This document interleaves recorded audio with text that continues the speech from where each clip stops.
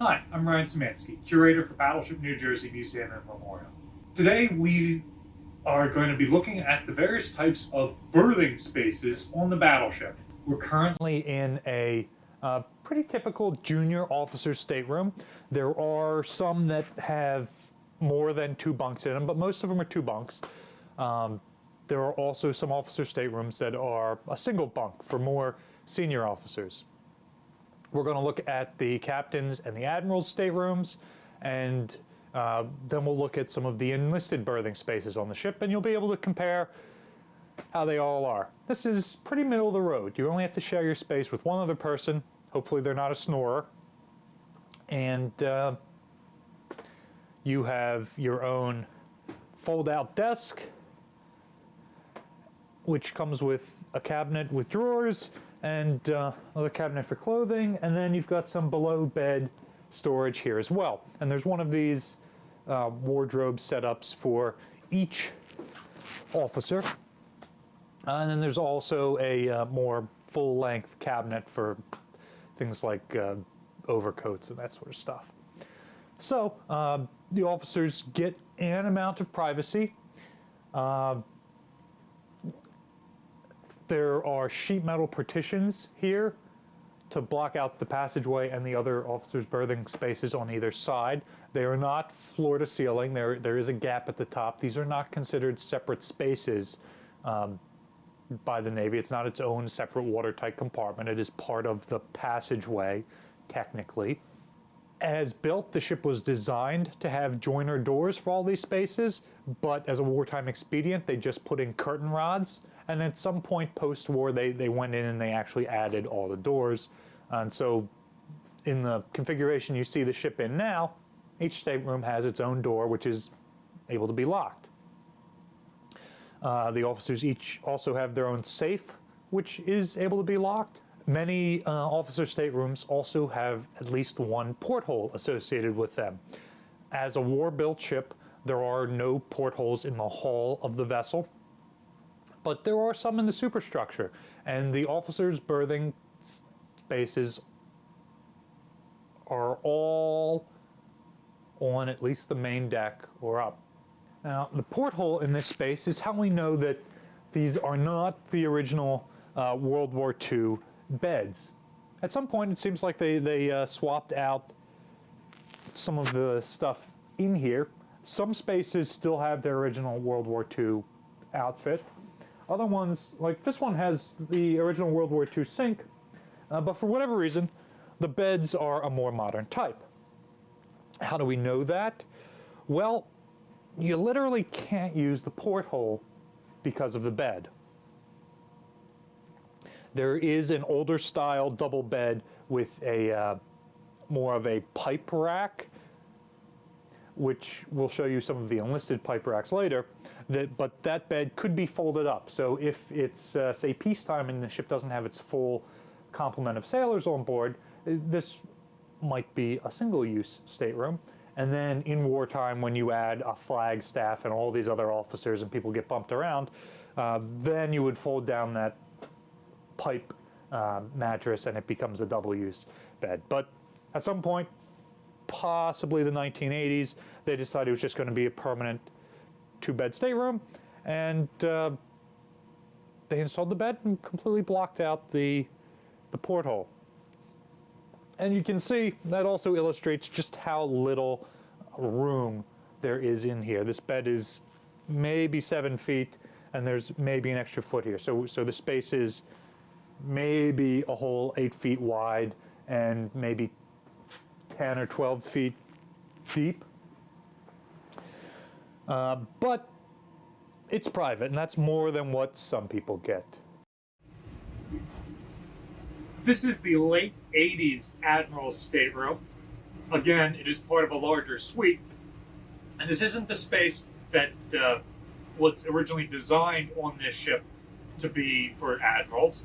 That space, like we've said in the past, was gutted in the early 80s and turned into the combat engagement and SSES spaces, CEC and SSES, which have a lot of the modern 80s electronics.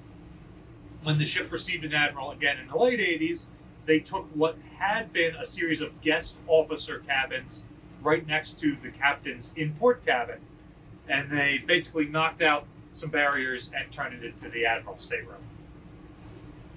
This space that we're in was probably a complete guest officer cabin that was just turned into the Admiral's cabin, part of his stateroom suite. We've discussed the captain's cabin before in other videos, so I'll be brief here. This is the captain's stateroom. So this is where his actual bed is, his bathroom. And specifically, it is one of 2 that the ship currently has and 3 that the ship was built with. So the ship has an at-sea cabin next to the bridge, which is closer in size and appointment to a traditional officer's stateroom. And then it has the in-port cabin, which is where we are right now. There's an actual sitting room outside of this that has a table and a silver service and its own pantry mess space attached. But this is the captain's bedroom. This is where he would be when the ship was in port. And it's probably where he stored most of his clothes and other features. Some important things to point out here: he's got significantly more drawer space than other staterooms. He probably had more dress uniforms than the average officer. Even though it is the captain's cabin and it was designed like this from day one, it's still designed around ship-required features, like this 40mm ammunition hoist. And this was part of the original design, and the space had to be built around it.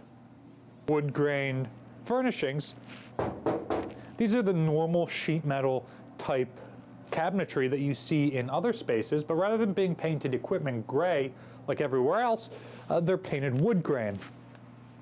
Traditionally, a space like this would be more lavishly appointed than other spaces on the ship. This is where the captain would be entertaining foreign dignitaries, maybe not in his bedroom, but in the rest of the stateroom out there. And so, traditionally, it would be pretty fancy. On old sailing ships, the captain would provide their own furnishings for the space. By the time we get into modern ships, the furnishings tend to be built specifically to the space available.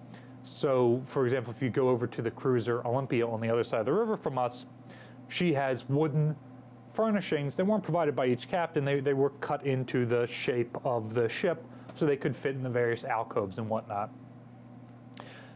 So there you see the tradition start to evolve. World War II era ships, the pre-war ones, still tended to be equipped with a lot of wooden furnishings that were nice and fancy, and we found out at both Pearl Harbor and Guadalcanal that those furnishings burn. So by the time New Jersey enters service, they've gotten rid of the wood furnishing, sheet metal, but you never let progress get in the way of tradition. They're still painted with the fancy wood grain, and it actually looks pretty convincing until you look at the pop rivets. The other officer who has a large amount of space, in addition to the admiral and the captain, is the ship's executive officer. This is his stateroom, and he's also got another area aft of this, which was more of an office space. The executive officer was second in charge on the ship, and he was in charge of the ship's crew and the wardroom, the other officers on board. And so he dealt with a lot of disciplinarian stuff and often had to call sailors to his space. So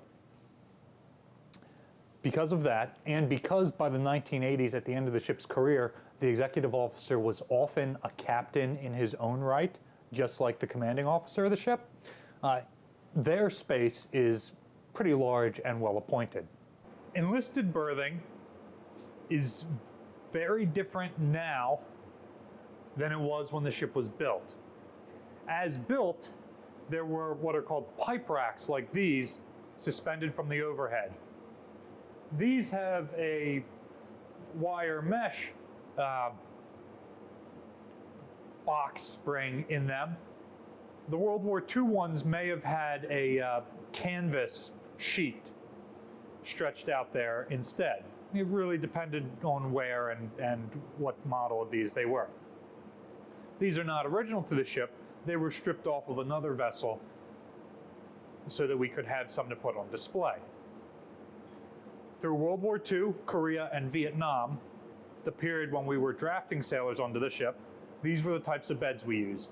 They can be folded up so you can stuff more into spaces. There may have even been some in the mess deck spaces for when the ship's crew was really large. And they could be stacked really high. Here we've got a row of 3, but it wouldn't be uncommon in spaces to see 4 or 5 stacked together. A common anecdote from World War II is there isn't enough room for a sailor to roll over onto their side. They have to get out of the bunk, flip 180, and then get back into the bunk if they need to roll over at night. Because these accommodations are fairly Spartan, in the 1980s, by the point we have an all-volunteer military, they get rid of a lot of these, or they get rid of all of these pipe racks on the ship. They reconfigure all the berthing spaces to have what are called the coffin racks that we'll see later, that have both more room for storing personal effects and, believe it or not, more room for the sailor and a little bit more privacy. In addition to these racks, which have no storage on them, there was also a large, approximately 3-foot cubed aluminum locker that each sailor would have. Some examples of those are still on board this ship. It seems like when they were being stripped off in the 1980s, some departments grabbed a couple to continue to use in new ways, but there aren't any in the berthing spaces anymore. As you can see, in the 1980s, when the coffin racks were installed, individual sailors had more space and slightly more privacy than when the pipe racks were here. The ship's crew had also been reduced by at least 25% by that point, so there was more room for each sailor. But as you can see, much like the captain's cabin, this 5-inch dredger hoist cuts right through the middle of the space and everything has to be worked in around it. The coffin rack is still in use on some contemporary ships today and is about the amount of space you could expect if you were a sailor joining the Navy today. Living on board a ship in the modern Navy tends to be slightly less communal than today. On New Jersey, the entire GM division, which involves a lot of the fire control men for the 5-inch guns, I believe, would have been berthed in and around this space. At least the lower ratings. People like chief petty officers might have had other spaces, and the first class FCs might have had another space around here. But all of your second and third class and non-rates would have been berthed in this big room. On modern ships, they tend to be closer to staterooms that would just have 6 or 8 people in them, as opposed to this huge communal living area. This lack of privacy may also be one of the reasons why, even though the Navy started to transition into mixed genders assigned to ships, that the battleships were never modified to receive female crew members. Early on, individual berthing spaces were converted to females, and each berthing space tends to have a head associated with it, so that became the female head. On these ships, the berthing space is right in the middle of a passageway. There's no way to divide it off particularly well. There are certainly spaces that can be divided on here, but it wasn't worth the trouble on this ship, especially since female serving on board was a fairly new thing that hadn't been entirely rolled out yet for the broader Navy. It was just beginning to be rolled out. Had these ships served into the 2000s, you might have seen a massive reworking of the inside of these vessels to accommodate for that, but that's a big if. You'll notice that the coffin racks are enclosed on 3 sides, and most of them have a roof or relatively protected on the top. Protected in terms of privacy and light, not necessarily armor protection of any sort. It's all sheet metal. And they also have a pair of curtains that these racks do not have, but could be used to enclose the inside. They all have their own light so that you could do reading. They tend to have a towel rack. They also can be opened up. There's storage space inside. There's a drawer inside. And in addition to this storage space, there are also lockers like these. So each sailor gets both. By the 1980s, sailors were allowed to bring civilian clothes onto their vessels for when they're on liberty. During World War II, that was not allowed. And so they didn't need as much storage space. But all volunteer military, you get some of this. It's interesting, these racks are slightly different on Battleship New Jersey than, say, even Battleship Wisconsin, which was reactivated about 6 years after New Jersey. On New Jersey, EEBDs like these things right here, emergency escape breathing devices, were added by basically just bolting them on anywhere you could find room. On Wisconsin, they're built into the racks, so each bed comes with its own EEBD.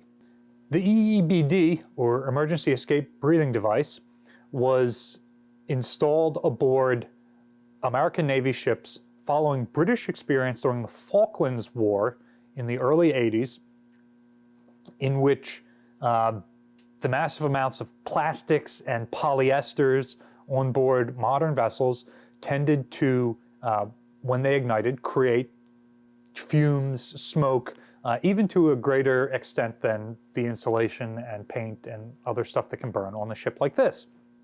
And so sailors, a number of sailors on those British ships asphyxiated in their berthing compartments, unable to get out. So the EEBD has about 15 minutes worth of air in it, and it's a hood you put on that should be just enough to get you out of your berthing space and into fresh air or another safe part of the ship.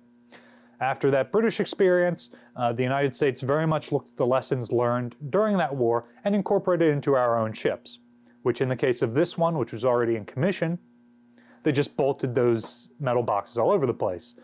For future ships like the Battleship Wisconsin, which had not been put into commission yet, they built them right into the racks. Another cool feature about the racks on this ship is we have managed to preserve the stenciling from the original crew. In this case, these are the final crew, the sailors who were assigned these racks in 1991 when the ship was decommissioned. So many places throughout the ship you'll be able to see their names stenciled or taped on there. And you might even see some of the stickers and things that they left on their space. If you want to try out one of these coffin racks, make sure you schedule an encampment on board. Right now, we're filming this in January 2021. We aren't currently doing any, but keep checking our website. Our encampment program is huge, sometimes somewhere around 10,000 scouts every year spend the night on board. And you get to sleep in racks like this one, original to the ship.